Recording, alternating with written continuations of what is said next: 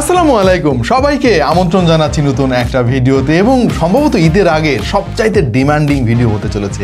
তার কারণ হচ্ছে 25,000 টাকা বাজেট রেঞ্জের ফোনের জন্য ভাই আপনারা প্রচুর কমেন্ট করেছেন আমাদের ভিডিওগুলোতে। তো আমরা ভাই এই কয়েকদিন থেকে প্রচুর খোঁজাখুঁজি করলাম, হারিকেন দিয়ে খুঁজতেছি যে কোন ফোনগুলো আপনাদেরকে সাজেস্ট করা যায়। এবং আজকে আমরা সেরা 5টা ফোন নিয়ে আলাপ করব আপনাদের সঙ্গে। এর মধ্যে অফিসিয়ালও আছে, আনঅফিসিয়ালও আছে, ভাই সবই তো রাখতে হবে তাই না। আমরা ফোনগুলো সিলেক্ট করার সময় নজর দিয়েছি যে কোন ফোনগুলোর প্রসেসর ভালো, ডিসপ্লে ভালো, ব্যাটারি ব্যাকআপ ভালো, পারফরমেন্স ভালো ইত্যাদি। তবে ভিডিও শুরু করার আগে আপনাদেরকে আরও একবার মনে করিয়ে দিতে চাই, ভিডিও নিচেই কিন্তু রয়েছে একটা সাবস্ক্রাইব বাটন।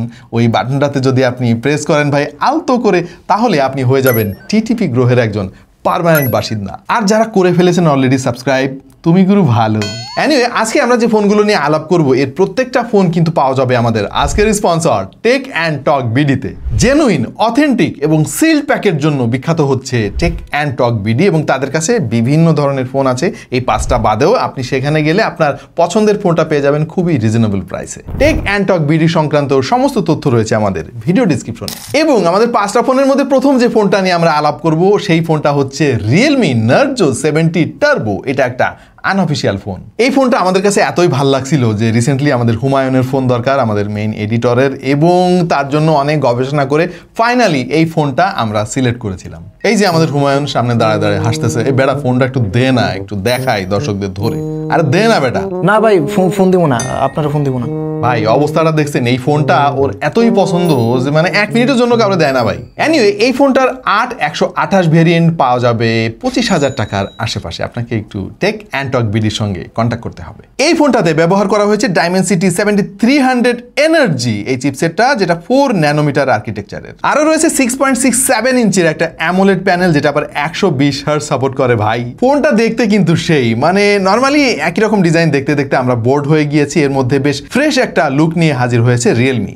এবং এই ফোনের পারফরমেন্স ভাই খুবই চমৎকার। হুমায়ুন অনেক দিন ধরে ব্যবহার করতেছে এবং সে অনেক খুশি। এই ফোনে 5000 mAh এর ব্যাটারি রয়েছে, সে সঙ্গে 45 ওয়াটের ফাস্ট চার্জার, যেটা বক্সের মধ্যে আপনারা পেয়ে যাবেন। 50 মেগাপিক্সেলের মেইন সেন্সরের সঙ্গে রয়েছে আরো একটা 2 মেগাপিক্সেলের সেন্সর ভাই, আজাইরা। তবে এই ফোনে নেই কোনো আলট্রা ওয়াইড শুটার, এটা আপনাকে মাথায় রাখতে হবে। সামনে রয়েছে 16 মেগাপিক্সেলের একটা সেলফি শুটার এবং এটা ছবির কোয়ালিটি ভাই ভালো। আমরা টুকটাক যে ছবিগুলো তুলেছি হুমায়ুনের ফোন দিয়ে, ভাই ও তো তুলতেই দেয় না, ফোন তো ধরতেই দেয় না, কি করবো। কয়েকটা ছবি তুললাম এবং বুঝলাম যে খারাপ না, ছবির কোয়ালিটি যথেষ্ট ভালো দাম হিসেবে। ভাই ভিডিওটা খুব বেশি লম্বা করবো না, খুবই সংক্ষেপে 5টা মডেল আপনাদেরকে জানাই দিব, আপনারা নিজেরা একটু যাচাই বাছাই করবেন এবং চূড়ান্ত সিদ্ধান্ত নেবেন। এরপর যে ফোনটা নিয়ে আমরা আলাপ করব সেটা আমার পার্সোনালি অনেক পছন্দের একটা ফোন, আর সেটা হচ্ছে OnePlus Nord CE4 Lite। হুমায়ুনকে বলছিলাম এই ফোনটা নিতে ভাই, হ্যাঁ নাই আমি কি করবো, মানে তার নাকি OnePlus ভাল লাগে না, গ্রিন লাইনের নাকি ভয় লাগে।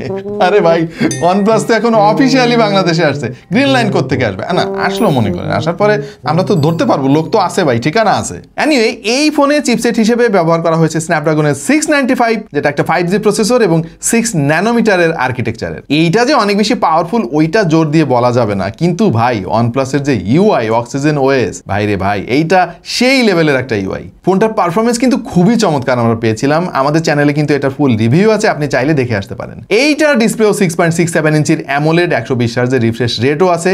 দুর্দান্ত ডিজাইনের ভাই ফোনটা, মানে এই টকটকে ব্লু কালারটা এত সুন্দর লাগে, খালি চোখে আরো ভালো লাগে। 8GB র্যামের সঙ্গে 256GB ইন্টারনাল স্টোরেজ আছে এই ফোনে, এবং এটা আপনি বাজারে একটু খোঁজাখুঁজি করলে 25,000-25,500 টাকার আশেপাশে পেয়ে যাবেন। এই ফোনেও 50 মেগাপিক্সেলের মেইন সেন্সর, সঙ্গে 2 মেগাপিক্সেলের একটা আজাইরা সেন্সর, সে সঙ্গে নেই কোনো আলট্রা ওয়াইড শুটার, এটা মাথায় রাখতে হবে আপনার। আর এটার সামনেও 16 মেগাপিক্সেলের একটা সেলফি শুটার আছে। ছবির কোয়ালিটি যথেষ্ট ভালো। OnePlus সম্পর্কে যারা একটু ধারণা রাখেন জানেন যে তারা কিন্তু ন্যাচারাল আউটপুট দেয় এবং কালারগুলো খুব বেশি বুস্ট করে না। সো এই ক্যামেরার ছবি কিন্তু অধিকাংশ সবার ভালো লাগবে। এই ফোনের ব্যাটারি ক্যাপাসিটি ভাই অদ্ভুত, 5110 mAh ভাই। 5200 দিত অথবা 5000 দিত, এইটা আবার কেমন সংখ্যা ভাই। বাট একটা সারপ্রাইজ আছে এখানে, আর সেটা হলো 80 ওয়াটের ফাস্ট চার্জার রয়েছে বক্সের মধ্যেই। সো আপনি যদি অফিসিয়ালি একটা সেরা ফোন চান চান এই বাজেটের মধ্যে, তাহলে এর চাইতে ভালো অপশন ভাই আপাতত আমার চোখে মানে ধরা পড়ে নাই আর কি।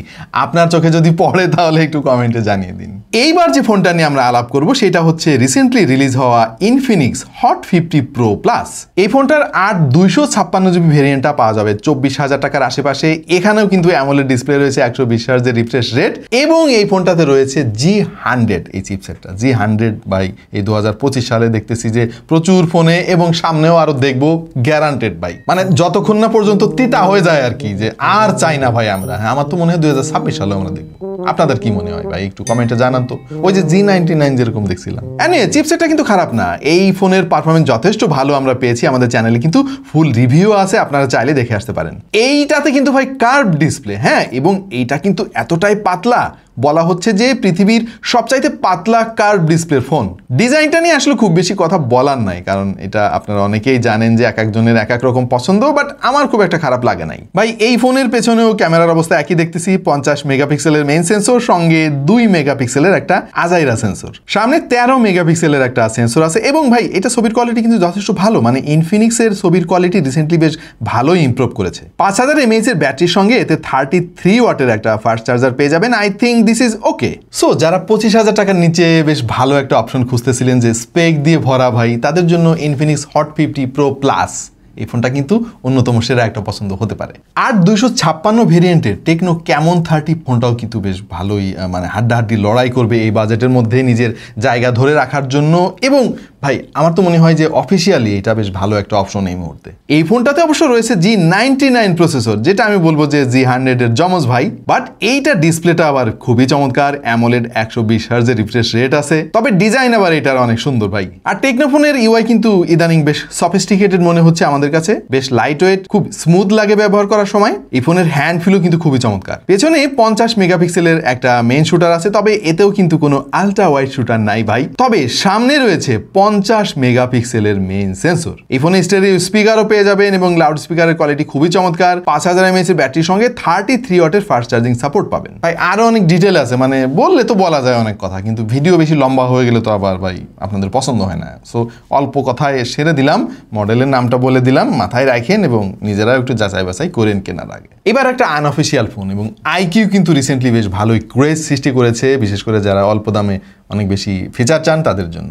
আইকিউ Z9 8GB র্যামের সঙ্গে 128GB ভেরিয়েন্টের এই ফোনটা মোটামুটি 25,000 টাকার আশেপাশে আপনি পেয়ে যাবেন। এই ফোনে রয়েছে Dimensity 7200 চিপসেটটা, এবং 6.67 ইঞ্চির অ্যামোলেড একটা প্যানেল, যেটা রিফ্রেশ রেট 120 হার্জ। 5000 mAh এর ব্যাটারির সঙ্গে রয়েছে 44 ওয়াট ফাস্ট চার্জিং সাপোর্ট। ভাই সত্যি কথা বলতেছি, এই ফোনটা না আমরা আর কি ব্যবহার করে দেখি নাই, হ্যাঁ, মানে যতটুকু শুনলাম আর কি, ছবিতে দেখলাম, ভিডিও দেখলাম, ভালোই লাগছে আর কি। মানে হাতে নিয়ে একটু ব্যবহার করতে পারলে জিনিসটা আরো ভালো হইতো। এনিওয়ে, আমাদের ভাই ব্রাদাররা কিন্তু এই ফোনটা চালিয়েছে এবং রেজাল্ট খুবই ভালো। এই ফোনগুলো ছাড়াও আরো বেশ কিছু ফোন কিন্তু রয়েছে আমাদের এই লিস্টে, কিন্তু সব বলতে গেলে তো ভাই আর টপ 5 থাকলো না, টপ 10 হয়ে যাবে। যেমন গ্যালাক্সি M35, মোটোরোলার তরফ থেকে মোটো G85, আরও Xiaomi লাভারদের জন্য রয়েছে একটা phone Redmi Note 13 Pro। I think এই ফোনগুলো কিন্তু টপ 5-এ আসাটা ডিজার্ভ করে, বাট কিছু কিছু জায়গায় একটু আবার পিছিয়ে থাকবে। যেমন ধরেন স্যামসাং M35 ফোনের র্যাম আবার 6GB, সেই সাথে আবার এক্সিনোস চিপসেট, এটা আবার অনেকে পছন্দ করেন না। মোটোরোলা G85 ফোনটা কিন্তু খুবই চমৎকার, এবং এটা বেশ সাড়া ফেলেছিল এই বাজেটের মধ্যে।